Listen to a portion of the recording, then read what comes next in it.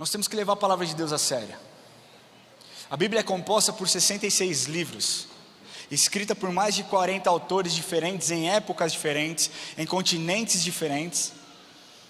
Todos esses livros ricos, historicamente, ricos em informações, são muito mais do que letras para aqueles que professam e acreditam que Jesus Cristo é o Senhor e Salvador. É o meu manual de conduta, é o seu manual de conduta. A Bíblia nos mostra como nós devemos agir em diversas situações, como nós devemos agir quando nós nos sentimos injustiçados, quando nós nos sentimos desencorajados, quando nós temos medo, quando nós temos raiva, quando nós queremos esganar aquela pessoa que tanto nos importuna. A Bíblia nos mostra tudo isso. A Bíblia é o livro de esperança. A Bíblia é a palavra da perspectiva do nosso futuro. A Bíblia é o que nos enche de coragem e de alegria. A Bíblia é o que nos faz entender que existe algo muito maior que nós vamos viver um dia na presença de Jesus. E se você acredita que você vai viver isso na presença de Jesus, se expresse agora diante dele. Porque é sobre isso que nós vamos falar hoje. Logicamente, todos esses 66 livros são extraordinários, e cada um tem o seu livro especial, tem o seu livro do coração. Não é verdade? Para mim, o livro que mais fala comigo, por inúmeras razões que eu vou listar para vocês aqui, é o livro de Atos. Quantos são apaixonados pelo livro de Atos? Amém? Se você não é, em nome de Jesus, você vai sair com uma outra perspectiva referente a esse livro. Por que eu gosto tanto desse livro? Todos os livros são especiais para mim. Eu sou um cara que eu gosto muito de história. Eu gosto muito de datas, eu gosto muito de estratégia, então eu adoro ler o Velho Testamento. Eu adoro ver aquilo que Jesus faz através dos evangelhos, as curas, o start do ministério de Jesus. Mas o livro de Atos, nós temos muitas coisas especiais. Primeiro, o que eu acho incrível é a mudança radical da postura dos discípulos. Uma outra coisa que me enche é porque o livro de Atos, ele preenche um gap, uma lacuna entre os evangelhos e as igrejas e as epístolas. Esses relatos nos mostram que os evangelhos acabaram sem nenhuma igreja, enquanto as epístolas nos mostram um crescimento gigantesco da igreja, se tornando realmente uma igreja poderosa em obras. E é exatamente esse livro que nos mostra e preenche essa lacuna, esse espaço. Em Atos também nós podemos ver uma defesa contundente da vida do apóstolo Paulo, da transformação que ele viveu. Em Atos nós vemos um evangelho de transição, de um grande contexto para judeu, para um evangelho que abrange todo mundo, inclusive nós gentios. Atos nos mostra o poder da obra de Deus através do Espírito Santo. Quem é o Espírito Santo na sua vida? Alguém pode gritar aí? Quem é o Espírito Santo na sua vida? Como? Amigo, quem mais? Professor, mestre, conselheiro. Nós temos tantos atributos que nós poderíamos dar para o Espírito Santo. Nós poderíamos citar mais trocentas informações a respeito desse livro, mas o fato é, para nós que amamos a palavra de Deus, Atos é um livro que nos traz um significado muito especial. Através de Atos nós podemos dizer, nós somos amados. Verdadeiramente nós somos amados. Esse evangelho é para mim também. Por conta disso, Deus me trouxe a revelação de falar a respeito de uma série, começar uma série hoje chamada 3 Atos. Exatamente porque num teatro, num musical, nós temos aqui na nossa igreja um time incrível, onde parte deles participam de musicais. O musical, o ato em si, é onde basicamente o ato de um musical, o ato de um teatro, basicamente esse termo ele se refere às divisões ou unidades que compõem uma peça ou um musical, e elas podem variar de um para outro ato, igualmente importante para a trama. Nos teatros sempre existem os personagens, sempre existe o protagonista, sempre existe muitas vezes o antagonista, sempre existe os figurantes. E na nossa série que nós vamos começar hoje, nós temos um grande personagem, Nós temos vários personagens, na verdade, mas nós temos um único protagonista. Nós temos personagens como Pedro, como Paulo, como Estevão, como Matias, como tantos outros discípulos, mulheres, e nós temos o protagonista, que é o Espírito Santo. O Espírito Santo vai ser o protagonista dessa série. Ele é mencionado só no livro de Atos 55 vezes. E independente do ato que nós apresentarmos ao decorrer dessa semana, tudo será sobre ele. Ele sempre será a figura central. Amém? E na nossa primeira mensagem, o ato 1, nós falaremos sobre a descida do Espírito Santo. Quantos estão animados por aquilo que Deus vai falar? Amém? Feche seus olhos, vamos orar. Espírito Santo de Deus, nós clamamos a sua presença nessa manhã e pedimos que o Senhor venha com revelação, que a sua palavra, ela crave nos nossos corações. Deus, que não haja, Senhor, nenhuma falha na comunicação. Deus, que não haja, Senhor, nenhuma palavra que saia da minha boca seja gerada pelo homem, mas que tudo seja direcionado pelo teu Espírito. Que haja lógica, que haja um raciocínio. Deus, que o teu Espírito se mova neste lugar, quebrando todo preconceito, quebrando todo pré-julgamento, Pai. Tira de mim toda a autossuficiência, e que os meus olhos estejam voltados para o Senhor, que o meu ouvido esteja conectado ao Senhor, que o meu coração esteja conectado ao Senhor, e que tudo que nós falemos neste lugar seja para glorificar quem o Senhor é. Ao Senhor nós damos toda a honra, toda a glória e todo o louvor, em nome de Jesus. Amém? Bom, o primeiro ponto desse primeiro ato, nós falaremos sobre o cumprimento da promessa. Você pode abrir a sua Bíblia no livro de Atos. Nós vamos hoje passear até o capítulo 3, nós vamos ler bastante a Bíblia, então eu preciso que você esteja conectado comigo aqui, amém? Então, os evangelhos, eles acabam com a ressurreição de Cristo, certo? Se você ler o livro de João, que é o último dos evangelhos, você vai ver a ressurreição de Cristo, você vai ver Jesus aparecendo para Maria Madalena, você vai ver a incredulidade de Tomé, você vai ver Jesus questionando Pedro: Pedro, tu me amas 3 vezes, e aí vocês conhecem toda essa história. Então nós começamos o livro de Atos, e Deus manda para que os discípulos ficassem em Jerusalém, amém? Abra sua Bíblia em Atos capítulo 1. Se você ficar um pouco perdido, acompanha aqui, nós temos todos os versículos, vai passar aqui na tela e você pode acompanhar com a gente. Então, o primeiro ponto desse primeiro ato, nós vamos falar sobre o cumprimento da promessa. Atos capítulo 1, versículos 3 a 5. A estes também, depois de ter padecido, se apresentou vivo. A Jesus, os discípulos, né? Jesus se apresentou vivo, com muitas provas incontestáveis, aparecendo-lhes durante 40 dias e falando das coisas concernentes ao reino de Deus. E comendo com eles, determinou-lhes que não se ausentassem de Jerusalém, mas que esperassem a promessa do Pai, a qual disse ele: de mim ouvistes.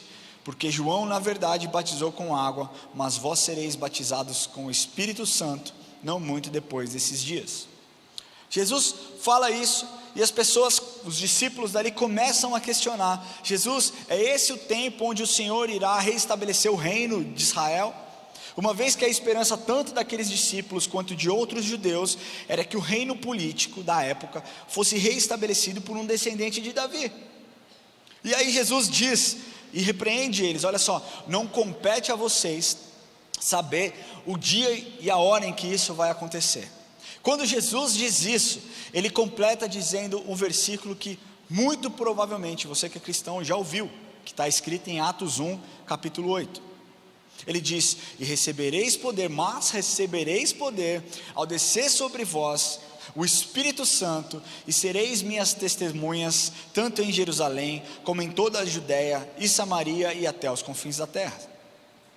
Nós precisamos entender uma coisa, que aqueles homens estavam inseguros, com medo de serem capturados, com medo de serem presos e até mesmo mortos. Aqueles homens sabiam que existia uma perseguição, uma vez que ser um discípulo, uma vez que ser um seguidor de Jesus não era algo comum, não era algo razoável na época. Embora eles estivessem esperando por algo, quando Jesus disse: fiquem em Jerusalém, eles não esperaram essa promessa apaticamente. Eles não sentaram no sofá e ficaram lá trocando ideia, jogando conversa fora. Eles buscaram e perseveraram em oração. Quantos aqui já não receberam promessas? Amém? Muitas vezes nós temos uma ordem, um direcionamento de Deus e nós simplesmente queremos que aconteça do nosso jeito, do nosso formato, no nosso tempo. Quando Deus diz e Deus nos mostra através da palavra de Deus que nós devemos pedir, que nós devemos buscar, que nós devemos orar incessantemente. E foi exatamente isso que aqueles discípulos fizeram.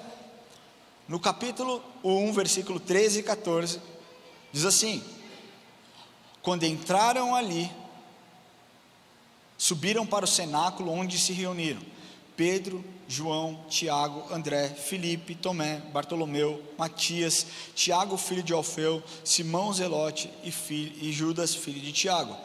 Todos estes perseveraram unânimes em oração com as mulheres, com Maria, mãe de Jesus, e com outros irmãos. Naquela sala, naquele cenáculo, estavam reunidos aproximadamente 120 pessoas com um único objetivo: orar incessantemente para aquele que viria. E começamos o capítulo 2 do livro de Atos, dizendo: ao cumprir-se o dia de Pentecostes, estavam todos reunidos no mesmo lugar. De repente veio do céu um som, como de um vento impetuoso, e encheu toda a casa onde estavam assentados.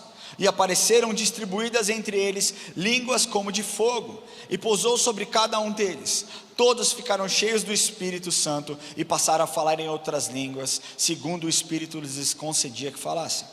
E aqui o ministério daqueles discípulos definitivamente foi ativado. Por quê?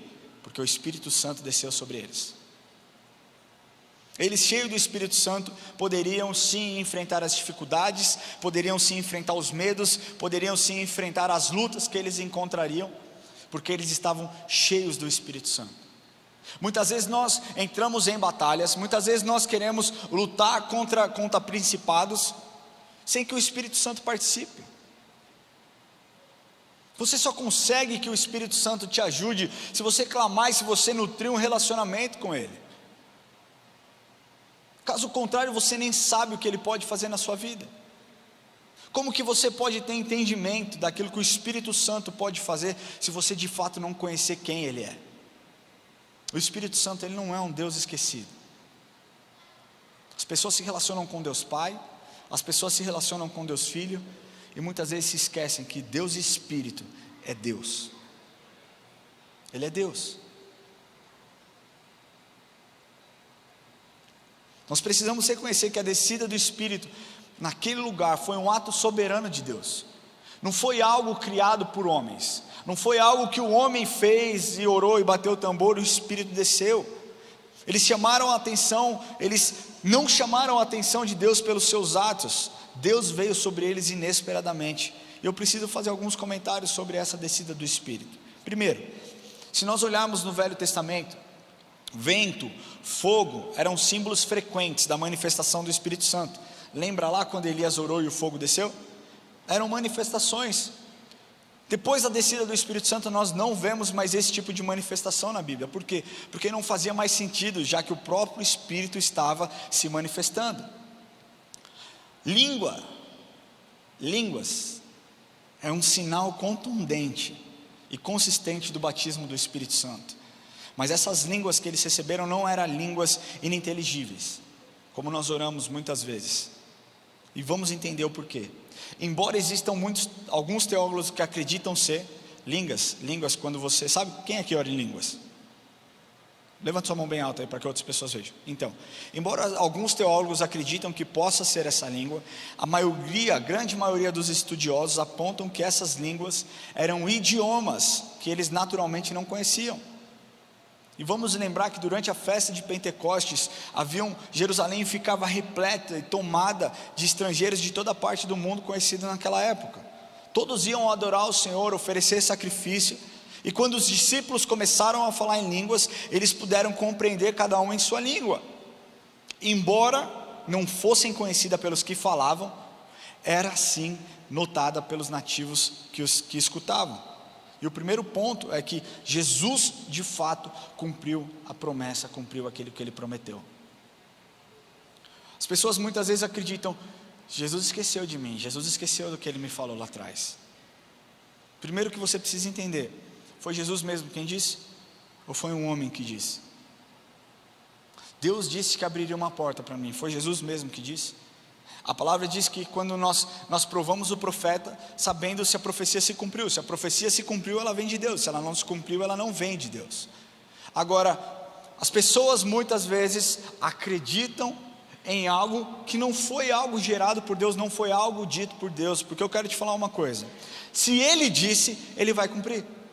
Pode demorar um pouco, pode demorar muito, pode demorar um mês, 100 dias, 10 anos, 50 anos, Ele vai cumprir. Porque a palavra de Deus diz que Ele não é homem para que minta, e nem filho do homem para que se arrependa. Se nós lemos aquilo que está escrito no Evangelho de João, versículo 14, capítulo 14, 16 a 17, diz assim: Jesus dizendo: e eu rogarei ao Pai, e Ele vos dará outro Consolador, a fim de que esteja para sempre convosco, o Espírito da verdade, que o mundo não pode receber, porque não vê, nem o conhece. Vós o conheceis, porque Ele habita convosco e estará em vós. Jesus não erra. O cumprimento da promessa aconteceu. Se Ele prometeu, Ele cumpre. E Ele fez com que aqueles discípulos, que até então, até antes da descida do Espírito Santo, estavam temerosos, estavam com medo de espalhar o Evangelho, ficassem cheios da presença do Espírito e começassem a expandir com ousadia e intrepidez.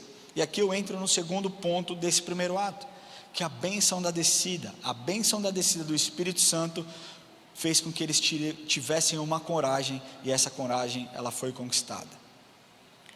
Entenda uma coisa: poucos dias antes, menos de 2 meses antes, Pedro negou a Cristo perante aqueles que questionavam ele: você não caminhava com Jesus? Não era você que estava lá? E ele nega por 3 vezes Jesus, e vocês conhecem isso. Os discípulos se esconderam com medo de serem descobertos, correndo risco de serem perseguidos e serem mortos. E nós falamos no ponto anterior que quando o Espírito Santo desceu sobre eles, eles foram cheios e eles foram transformados. Pedro é uma figura contundente de uma transformação de uma pessoa sem o Espírito e com o Espírito. Pedro nos mostra isso. E nós podemos ver essa mudança através da postura dele. Quando aquele povo começou a falar em línguas, as pessoas que estavam em volta questionavam: eles estão bêbados. E Pedro, entendendo e reconhecendo aquilo que eles falavam, preparou o seu primeiro sermão e começou o seu primeiro discurso. Pedro se levantou cheio de coragem e unção e fez o seu primeiro sermão. Capítulo 2, Atos capítulo 2, versículo 14, diz assim: então se levantou Pedro com os 11, e erguendo a voz advertiu nesses termos: varões judeus e todos os habitantes de Jerusalém, tomai conhecimento disto e atentai às minhas palavras. Esses homens não estão embriagados como vindes pensando, sendo essa a 3ª hora do dia, ou seja, 3ª hora do dia, aproximadamente 9 horas da manhã. Mas o que ocorre é que foi dito por intermédio do profeta Joel. E aqui Pedro faz um sermão clássico, explicando para aquele povo, um sermão com conteúdo e estrutura. Nesse sermão de Pedro, ele divide em 2 partes. Primeiro ele cita o profeta Joel, que está relatado lá no versículo 17, ele diz assim: e acontecerá nos últimos dias, diz o Senhor, que derramarei o meu espírito sobre toda a carne, vossos filhos e vossas filhas profetizarão, vossos jovens terão visões e sonharão vossos velhos, até sobre os meus servos e sobre as minhas servas derramarei do meu espírito naqueles dias, e profetizarão, mostrarei prodígios em cima no céu, e sinais embaixo na terra, sangue, fogo e vapor de fumaça. O sol se converterá em trevas e a lua em sangue, antes que venha o grande e glorioso dia do Senhor. E acontecerá que todo aquele que invocar o nome do Senhor será salvo. Claramente nós podemos ver aqui que Pedro cita o profeta Joel, e ele cita a boa e a má notícia. E o que nós entendemos quando ele diz que o dia do Senhor será mau para aqueles que rejeitam o Senhor, e para aqueles que aceitam será um dia glorioso, será a garantia de quem invocar o nome do Senhor. Todos nós que invocamos o nome do Senhor, um dia estaremos na presença dEle. E nós celebraremos esse dia, celebraremos essa conquista, celebraremos a oportunidade e o privilégio de estarmos junto com Jesus. Mas ele também cita Jesus, e ele cita o que aconteceu com Jesus. Versículo 22, ele diz assim: varões israelitas, atendei a essas palavras.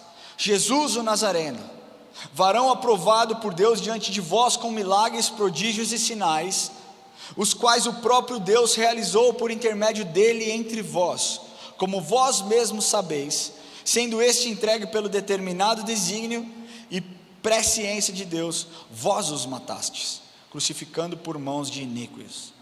E aí no versículo 36 ele fecha esse sermão dizendo: esteja absolutamente certa, pois toda a casa de Israel, de que este Jesus que vós crucificastes, Deus o fez Senhor e Cristo. Quando nós lemos o fechamento desse sermão, Pedro conclui dizendo: Deus o fez Senhor e Cristo. E aqui, o que exatamente isso significa? Primeiro, que nesse versículo a palavra Deus é usada enfaticamente em contraste com a palavra vós. Vamos ler de novo? Estejam absolutamente certa, pois toda a casa de Israel, de que este Jesus que vós crucificastes, Deus o fez Senhor e Cristo. Essa maneira era a forma que Deus mostrava que aprovava Jesus, e ela é totalmente contrastada com o fato e o modo com que aqueles homens tratavam Jesus. A menção reiterada da crucificação, ela tinha um objetivo, o propósito dela era salientar a grande culpa que aquele agente trouxera sobre si, maltratando um personagem tão sublime e tão poderoso como Jesus. O Messias apresentado nesse sermão de Pedro, era um personagem extremamente mais elevado do que eles haviam imaginado, pois era igualmente o Senhor em seu sentido pleno. Meu irmão, e aqui eu quero falar uma coisa para vocês, aqui fica claro qual era o conteúdo que a igreja primitiva pregava: Cristo. Muitas vezes nós falamos, nós temos que voltar à igreja primitiva, nós temos que voltar a enxergar aquilo que a igreja primitiva fazia, porque Cristo era o centro das mensagens, e não tinha boi, não tinha essa, vem cá, abraça Jesus aí, chama ele de paizinho, fica dançando com Jesus.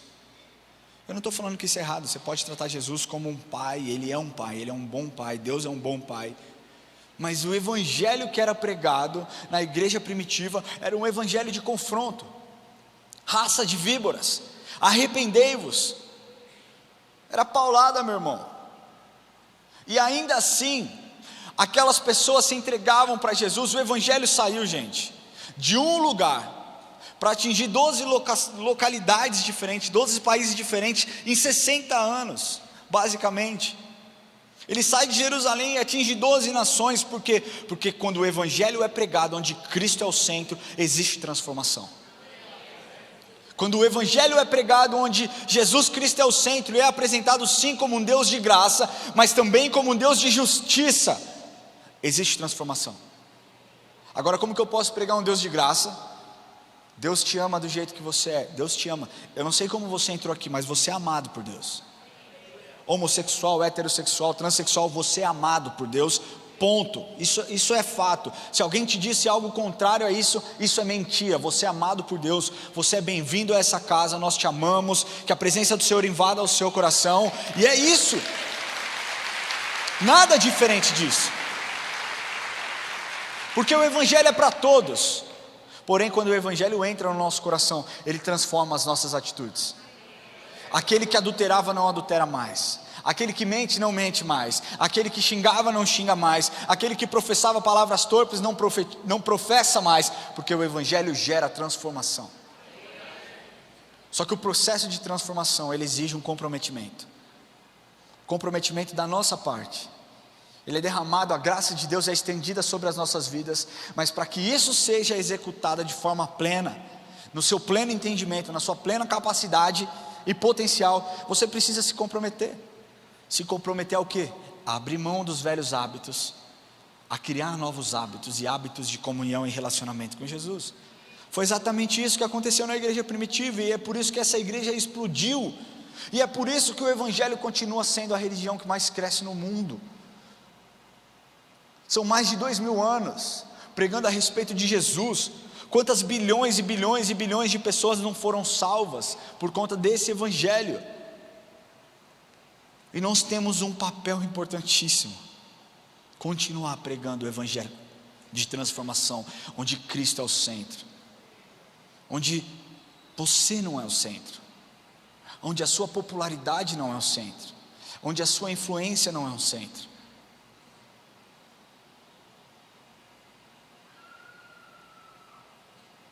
Jesus tem que ser o centro da sua vida. Não inverta pensando, eu sou o centro do amor de Jesus. Cara, isso é uma visão tanto quanto egoísta, como arrogante. Nós precisamos levar o evangelho a sério. Ele é o centro, e só assim as pessoas vão ser resgatadas e transformadas, amém? Glória a Deus. O que aconteceu? Pedro, cheio de coragem, quando ele prega esse evangelho, ele termina dizendo lá, a partir do versículo 38, respondeu-lhes Pedro: arrependei-vos, e cada um de vós seja batizado em nome de Jesus Cristo para a remissão dos vossos pecados, e recebereis o dom do Espírito Santo, pois para vós outros é a promessa, para vossos filhos e para todos os que ainda estão longe, isso é, para quantos o Senhor Deus chamar. Com muitas outras palavras deu testemunho, os exortava dizendo: salvai-os dessa geração perversa. Cabe muito para o dia de hoje, não é verdade? Gente, cada vez que você abre as notícias, é assustador. É o fim dos tempos, e é o fim dos tempos mesmo. Que ambiente que nós vamos criar nossos filhos, cara? Coisas que antigamente não se via, hoje se vê a rodo, se ouve a rodo. Abuso infantil. Pais que deveriam amar os filhos espancam os filhos. Pais que deveriam proteger as mulheres e as esposas agridem as esposas.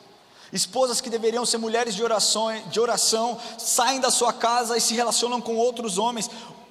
Está tudo errado. Cara, de fato, relembra os dias de Noé. Todo mundo era mau. Mas graças a Deus que Jesus veio sobre cada um de nós, para que nós pudéssemos ter entendimento, mudar nossa postura e trazer para o reino da luz a maior quantidade de gente possível, amém? Naquele dia, aquele homem que até então, antes do Pentecostes, até então 50 dias perto lá da crucificação de Cristo, negou Jesus. Naquele dia, com o Espírito Santo dentro dele, com a coragem adquirida através do Espírito, 3.000 pessoas foram batizadas. 3.000 pessoas confessaram a Jesus como seu Senhor e Salvador. E o que nós podemos tirar de lição desse ponto é que o Espírito Santo nos enche de coragem quando nós nos expomos. Você fala: eu quero ser usado por Deus. Deus, eu quero ser usado pelo Senhor. E aí você passa na fila de qualquer coisa. Quantas vezes você não sentiu a vontade de orar e não teve coragem de orar? Quantas vezes você não viveu isso na sua casa? Não é confortável muitas vezes, mas se Deus te entregou uma palavra, faça, porque aquilo que Deus te deu, talvez mude a vida da pessoa para sempre. Eu já contei esse testemunho, mas me veio na cabeça aqui, eu acho que vale contar de novo, e não é para me exaltar não, viu gente, porque eu também luto com muitas coisas na minha mente. Mas eu estava nos Estados Unidos, eu morava nos Estados Unidos quando eu morava lá, né? E a minha conta, a minha conta da Érica, do Enzo, eram muito justas. A gente tinha um envelope para cada semana. Semana 1, semana 2, semana 3, semana 4. Se a gente gastasse todo o envelope da semana 1 na quarta-feira, esquece. A gente ia comer pão com manteiga e estava ótimo, a gente era super feliz e não tinha erro. Então a gente sempre controlava aquilo que a gente gastava. Eu tinha que fazer a revisão do meu carro, e a revisão do meu carro custava $400, e $400 é um bom dinheiro, especialmente quando se mora lá. Hoje as coisas estão infinitamente mais caras, mas custava $400, e o Lamartine me deu $400, E eu falei, glória a Deus, já não vou me apertar tanto, vai dar bom, vai ser legal, vou usar esse dinheiro para pagar minha revisão.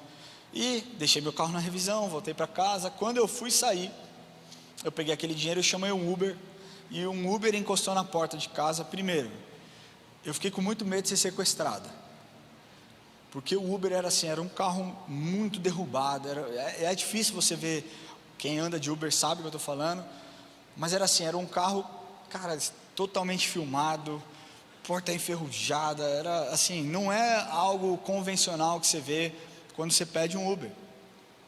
E a hora que eu fui entrar, tinha um cara deitado no banco da frente do passageiro, assim, encostado assim. Eu falei, meu Deus, morreu aqui dentro.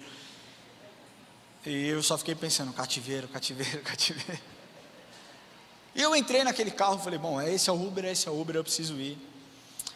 E quando eu entrei no carro, eu senti o Espírito me falando, você vai dar esses $400 para essa motorista. A mulher desse cara estava dirigindo. E eu falei, está amarrado, voz do engano. Não aceito palavras de mentira sobre a minha mente. E eu fiquei com aquilo no meu coração, eu vou dar esse dinheiro, eu preciso dar esse dinheiro. E ao mesmo tempo eu falava, não vou dar. E ficava, sabe quando tem o anjinho e, sabe, não dá. Eu falava, eu acho que eu vou por não dar, que vai ser melhor para mim. Gente, foi terrível, assim, foram 30 minutos dentro desse Uber, brigando com a minha mente, com os meus pensamentos. E Deus mandando, faça. E quando eu estava chegando perto, eu falei para Deus, tá bom Deus, eu vou fazer. Eu não sei se isso vem da minha cabeça, se é do Senhor, mas eu vou obedecer, eu vou fazer, e seja o que Deus quiser. E antes de eu sair, pouco tempo antes de eu chegar, eu notei que ela estava ouvindo uma música, uma rádio cristã, latina. E eu comecei a conversar com ela um pouco em espanhol, depois a gente foi para o inglês, eu estava aprendendo a falar inglês na época. E a única coisa que eu falei para ela, eu falei, moça, eu preciso orar por você, eu senti a necessidade de orar por você. Você pode? Ela, posso, eu vou encostar o carro aqui. E aí eu comecei a orar por ela, orei por ela, declarei alegria sobre a vida dela, declarei paz sobre a vida dela. E ela falou assim para mim, cara, muito obrigado, porque o meu marido que está aqui, ele não está dormindo, ele está sedado de tanto remédio que ele toma para depressão, crise de ansiedade, ele está nesse estado aqui. E nós estamos passando muitas dificuldades, desculpa pelo carro. Eu falei, está tudo bem, fui super bem atendido. Eu falei, mas tem mais uma coisa que Deus mandou eu fazer. Ele mandou eu te entregar esse dinheiro. Eu não sei porquê, eu quero que você saiba que não sou eu quem estou te dando. Eu não falei para ela, mas eu pensei, até porque se fosse eu não ia te dar. Mas eu falei, eu quero que você saiba que não sou eu quem estou te dando esse dinheiro. Esse dinheiro é um dinheiro que Deus já separou para você, muito antes desse dinheiro chegar na minha mão. E eu entreguei e ela contou, e ela começou a chorar muito, mas muito. Ela disse, hoje mesmo eu ia ser despejado da minha casa, porque faltavam $400 para eu pagar o meu mortgage. Cara, aquilo me encheu de alegria. Mas, e se eu não tivesse feito? E se eu não tivesse falado? Eu não acredito que Deus deixaria essa mulher na mão, mas eu perderia a oportunidade de ser abençoado. E muitas vezes Deus te dá oportunidades para que você teste, e para que você saiba que você é capaz, se você estiver cheio do Espírito Santo. Meu irmão, nós não somos capazes de fazer nada por nós mesmos, mas quando o Espírito Santo desce sobre nós com autoridade, ousadia e intrepidez, nós temos, cara, ousadia de orar por um câncer ser expulso. Nós temos ousadia de fazer tantas coisas lindas para que Ele seja glorificado.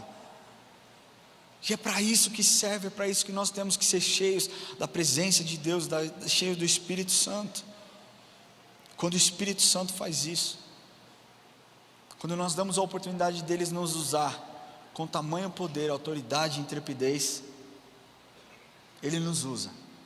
Mas para isso nós precisamos nos expor. Como diz o pastor Daniel, está cheio de crente 007. Não é, pastor? É isso? Cheio de crente que ninguém sabe que é crente. Você precisa se expor. Se você está aqui hoje, é porque aqueles discípulos lá atrás se expuseram para que o Evangelho chegasse até nós. Quantas pessoas, Apóstolo Lamartine, Billy Graham, sabe, tantas pessoas se expuseram para que o Evangelho chegasse a nós. E o terceiro ponto desse primeiro ato que eu quero te falar é sobre o poder do nome. Porque uma vez batizados com o Espírito Santo, com a presença deles, cheios de coragem e ousadia, além de pregar o Evangelho, eles foram desafiados a seguir os seus passos do Mestre. Ou seja, além deles pregarem e mostrarem as boas novas, eles começaram a imitar aquilo que Jesus fazia. Jesus, enquanto estava na terra, sabe por que não me assusta? Não fiquei, uau, quantas curas nós tivemos semana passada? Porque Deus faz. Ele fez, Ele faz e Ele vai continuar fazendo. Sabe, na Bíblia existem relatos, nos evangelhos, de 35 milagres que Jesus operou. Mas segundo o evangelho de João, quando João está fechando a sua carta, ele fala algo que você precisa entender isso que João fala. Ele diz assim, em João capítulo 21, versículos 24 e 25, esse é o discípulo que dá testemunho a respeito dessas coisas a quem as escreveu. Ou seja, esse é o discípulo, eu estou dando testemunho a respeito de Jesus, e sabemos que o seu testemunho é verdadeiro. Há, porém, ainda muitas outras coisas que Jesus fez. Se todas elas fossem relatadas, uma por uma, creio que nem no mundo inteiro caberiam os livros que seriam escritos. Ou seja, nós temos relatos de 35 milagres, mas por onde Jesus passava, Ele operava milagre. Jesus também disse àqueles discípulos: aquele que crê em mim, obras maiores ainda fariam. Mas qual que era a condição para que isso acontecesse? Crer em Jesus. Crê em Jesus, crê no poder que existe nele.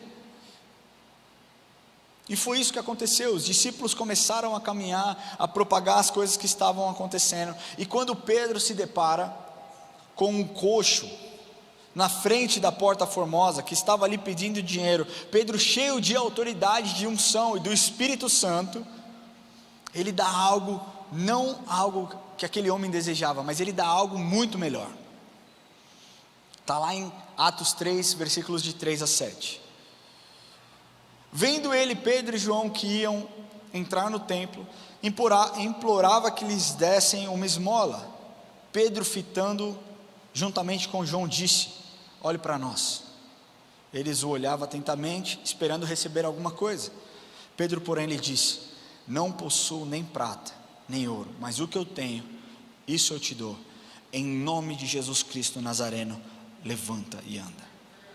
E tomando pela mão direita, o levantou. Imediatamente seus pés e tornozelos se firmaram. E aqui nós precisamos pontuar duas coisas. Os discípulos deixaram simplesmente de ser admiradores de Jesus e se tornaram imitadores de Jesus.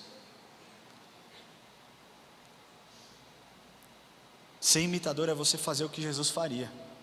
Está cheio de admirador dentro da igreja, cheio de pessoas que falam: uau, Jesus é incrível, uau, Jesus fez isso semana passada, uau, olha que lindo como Jesus faz, olha que beleza a presença de Jesus. Mas poucos são aqueles que imitam, que no momento de dificuldade declaram cura, declaram paz, declaram saúde. São isso que os imitadores falam e fazem, é você olhar e falar: o que Jesus faria nessa situação? O que Jesus faria nessa situação? Quando alguém te ofende, é você pensar: o que Jesus faria nessa situação? Quando alguém te pede alguma coisa, é você pensar: o que Jesus faria nessa situação? E a segunda coisa, que os discípulos sabiam que eles estavam fazendo, mas mais do que isso, eles entenderam em nome de quem eles estavam fazendo. Sabe? Pedro reconhece que somente através do nome de Jesus aquele homem poderia receber cura. Muitas vezes nós trazemos esse relato e nós falamos: olha que lindo, eu não tenho prata nem ouro, mas o que eu tenho eu te dou, levanta. Mas não foi isso que aconteceu. Pedro não falou isso, ele falou: mas o que eu tenho eu te dou, em nome de Jesus Cristo, o Nazareno, levanta. É o nome do Senhor, é o nome de Jesus. E esse foi o primeiro milagre que aconteceu na igreja do Novo Testamento. E podemos afirmar isso, porque a estrutura, como Lucas, quem escreveu o livro de Atos, também escreveu o livro de Lucas, o Evangelho de Lucas. Lucas era um cara que escreveu tudo de forma cronológica, então nós temos a certeza que esse foi o primeiro milagre que aconteceu. E a cura é o segundo maior sinal da bênção de Deus na igreja do Novo Testamento. E nós vemos aqui isso na semana passada. Gente, eu recebi muitos relatos de pessoas que foram curadas. Câncer de mama. Uma pessoa me mandou mensagem dizendo: Ramon, desde dezembro, foi achado um nódulo na minha mama. Provavelmente era benigno, mas eu tinha que fazer acompanhamento periódico, mensal, para saber o desenvolvimento. E eu já tinha uma consulta agendada na segunda-feira. Isso, mensagem dela. E ela falou: e o meu desejo era, eu não sou de me expor, mas se ele fizer o apelo, eu vou. E que ela falou: quando você fez o apelo, eu orei pela minha cura, eu recebi a minha cura. E no dia seguinte, quando eu fui fazer um exame que já estava marcado, as palavras do médico foram: ué, não estou achando.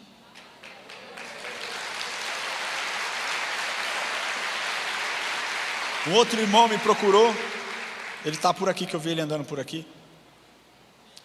Câncer no nariz também. Me encontrou essa semana através da pastora Anaísa e falou: fiz o exame, não consta mais nada, não tem mais câncer. E tantas outras, talvez você nem tenha vindo relatar para mim, talvez você nem tenha dito, mas você tenha recebido. Pessoas que foram libertas de depressão, de síndrome do pânico. Aqui, quando nós oramos pela vida contra uma pessoa que estava com pensamento suicida, Deus continua fazendo. Essa foi a primeira vez que o nome de Jesus foi usado através dos discípulos para operar milagre, mas através desse nome que nós temos acesso até hoje, nós temos a oportunidade, o privilégio de usar sempre que nós quisermos, e não somente para declarar cura, mas para declarar paz, para declarar amor sobre esse mundo, para declarar as bênçãos de Deus sobre aquela pessoa. O nome de Jesus é poderoso, e nós temos acesso a esse nome, e esse nome é ilimitado. Não é que nem uma vida de videogame, que você tem 3, você pode usar só 3 durante a sua vida. Você pode usar 300 vezes no seu dia, e se você precisar de mais 300 no seu dia, você pode usar as mais 300, porque esse nome não acaba, esse nome é infinito, esse nome é poderoso, e Ele continua fazendo. Amém? Eu queria concluir essa mensagem dizendo que a descida do Espírito Santo nos trouxe até aqui. A descida do Espírito Santo faz de nós participantes do reino de Deus, porque somente cheios da presença dEle nós temos ousadia para pregar o Evangelho, nós temos ousadia para orar, nós temos ousadia para ministrar. Através dEle, através da presença dEle, nós temos a convicção de que o Consolador está em nós. Eu queria pedir que você feche seus olhos.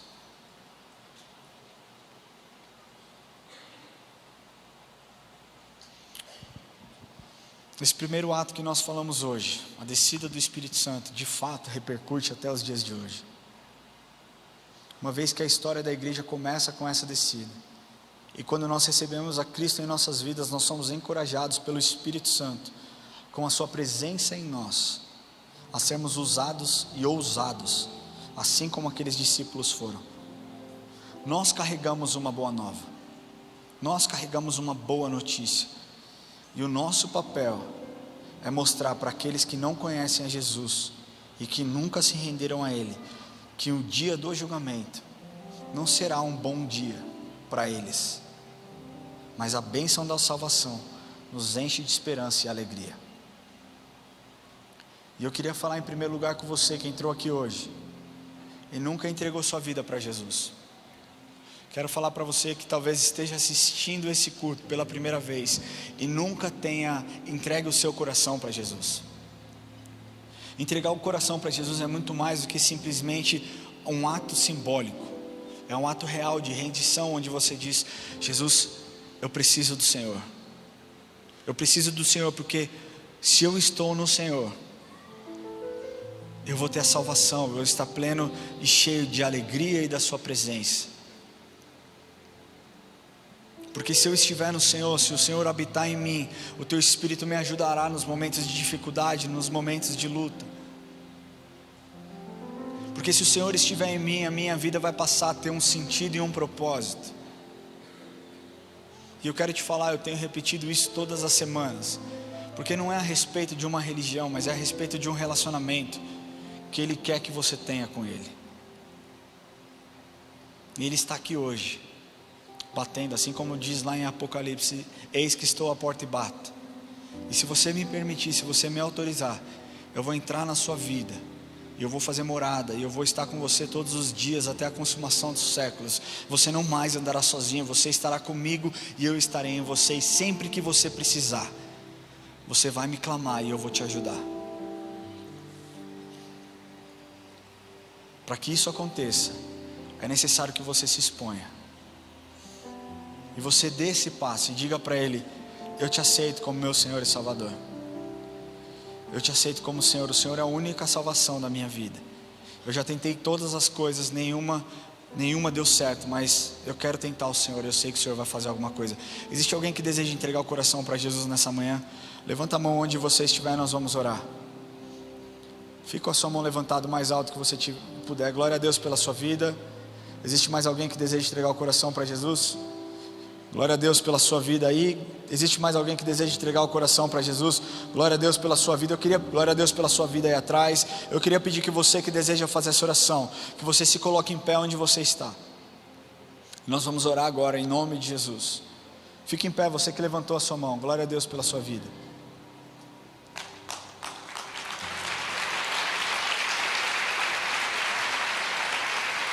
Existe um irmãozinho que levantou a mão aí atrás. Eu não sei se ele está com vergonha.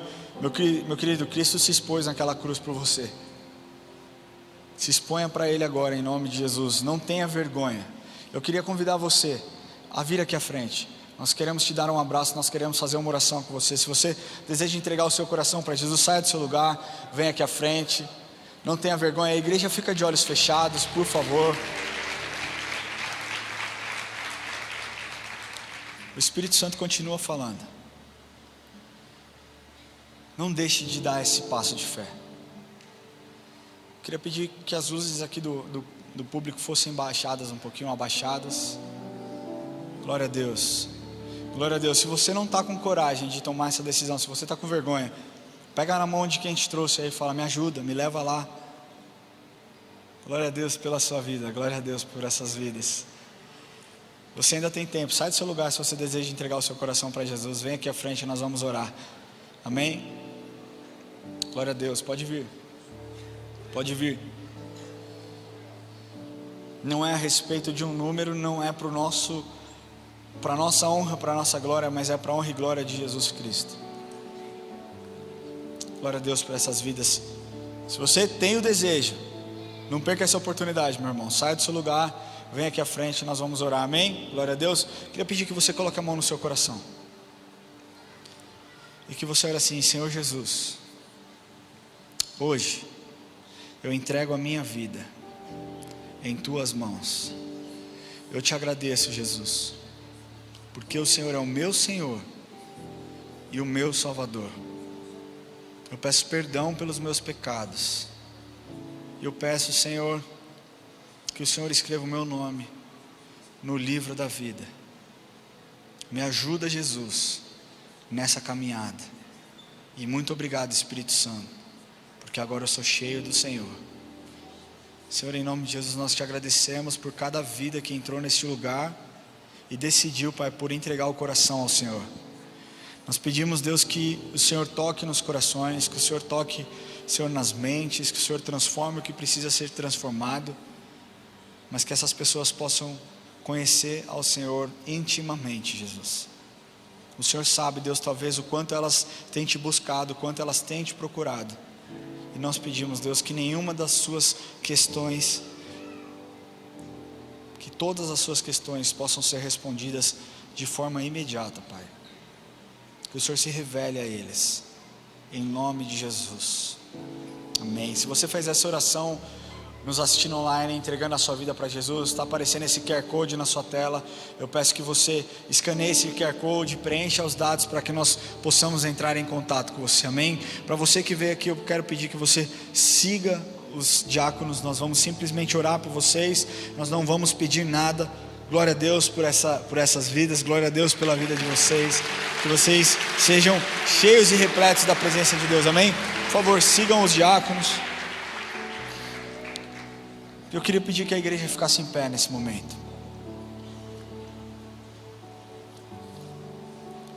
Sabe, para nós que já conhecemos a verdade,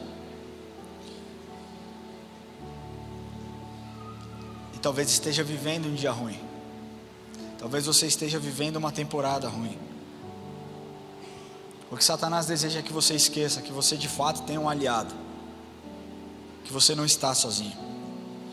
Embora possa parecer que você esteja caminhando por conta própria, ele quer que você peça ajuda para ele. Pedir e dar-se-vos-á. Você quer socorro? Peça por socorro. Você quer que Jesus Cristo te tire do caos? Peça para ele: Jesus, me tire do caos. E ele vai te responder. Sabe, gente, durante a pandemia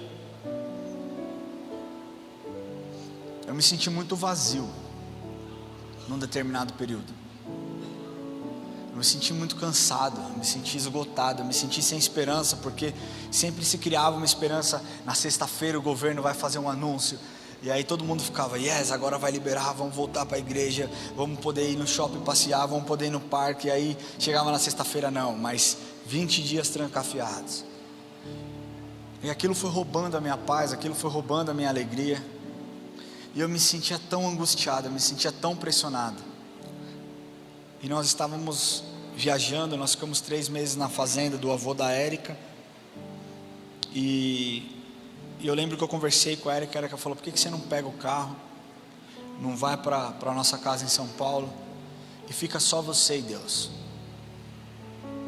E durante 3 dias eu fiz isso. Eu saí de lá, falei com elas, peguei o carro, saí de lá, fui direto para o monte, sozinho. Comecei a falar com Deus, e a minha oração foi: Senhor, me tira do caos, me tira do caos, me tira do caos. Eu comecei a orar dessa forma: Senhor, me tira do caos, acalma o meu coração, me tira do caos. Eu comecei a ver tantas coisas Deus fazendo. No dia seguinte eu só consumia louvor, eu só consumia adoração, eu só consumia filmes de Jesus, onde Jesus era exaltado. E eu saí daquele tempo transformado. Eu saí daqueles 3 dias com um fôlego novo. Mas porque eu clamei, eu pedi, eu falei: me tira do caos. Deixa eu te falar uma coisa: o Espírito Santo já habita em você. E habitava naqueles discípulos também. Quando Pedro faz o seu segundo sermão, Pedro e João são levados ao Sinédrio, presos. E lá você conhece essa história. Eles são questionados em nome de quem estava fazendo e tal, e não sei o que. E eles falam: vocês não podem fazer isso. E Pedro, cheio de autoridade, falou assim: olha só, o que eu devo fazer? Aquilo que você está dizendo ou aquilo que eu vi? E ao Deus que eu sirvo convém que eu faça aquilo que Jesus quer que eu faça. E quando eles saíram daquele lugar, os discípulos estavam reunidos novamente em uma casa, trancados, com medo. E aconteceu que juntos eles começaram a orar, e novamente o Espírito Santo encheu a vida deles. E a Bíblia diz que com mais ousadia e intrepidez anunciavam o Evangelho. Então o fato de você estar muitas vezes sem força não quer dizer que o Espírito Santo te deixou. Não, Ele não te deixou. O que você precisa pedir: Espírito Santo, me encha de novo, me encha de coragem, me encha de ousadia, me encha de intrepidez, porque eu preciso do Senhor. Deixa eu te falar, não fique parado na sua crise espiritual. Peça e veja aquilo que Ele é capaz de fazer. Se você tem vivido esse momento onde você não se sente forte, momento onde você sente um vazio enorme, momento onde você não enxerga o Espírito Santo atuando ao seu lado, e hoje você quer pedir: Espírito Santo, enche a minha vida. Eu quero pedir que você saia do seu lugar e venha aqui à frente. Nós vamos orar junto. Esse é um ato de exposição também, mas é sempre assim: quando um corajoso vem todo mundo. Então, se você deseja que o Espírito Santo te encha mais uma vez de ousadia, de intrepidez, de coragem, de fôlego, de vontade, de gás, saia do seu lugar, nós vamos orar. Senhor Deus, nós declaramos que toda apatia espiritual saia do meio do teu povo, Deus.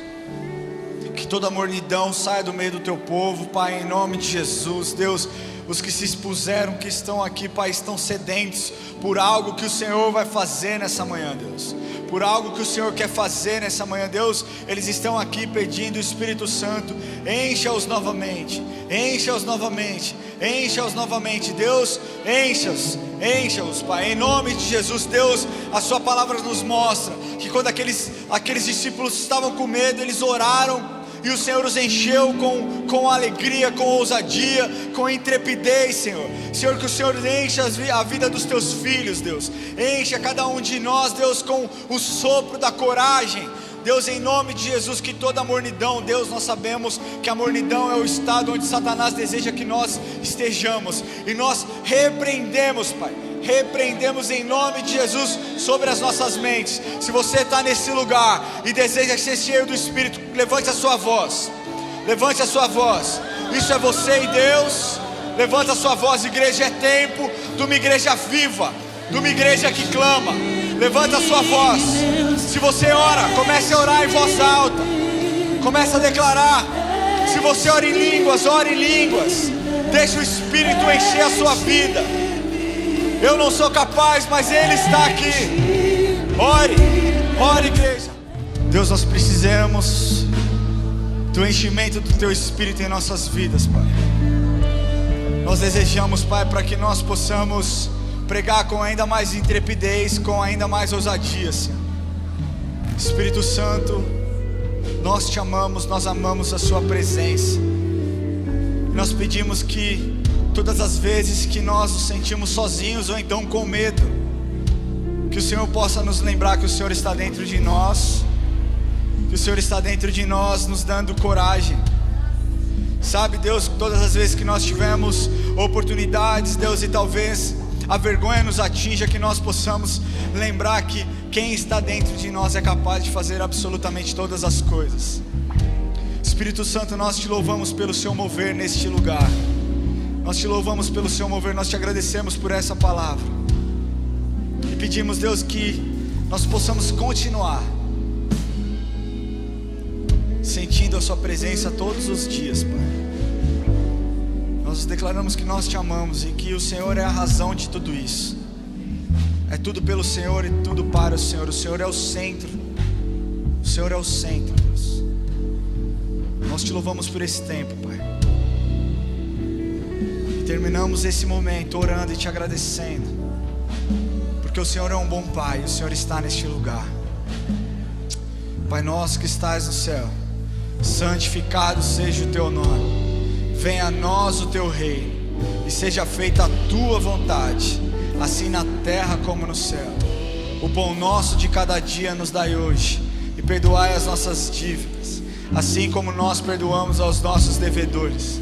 E não nos deixes cair em tentação, mas livra-nos do mal, pois teu é o reino, o poder e a glória para sempre. Amém. Deus te abençoe.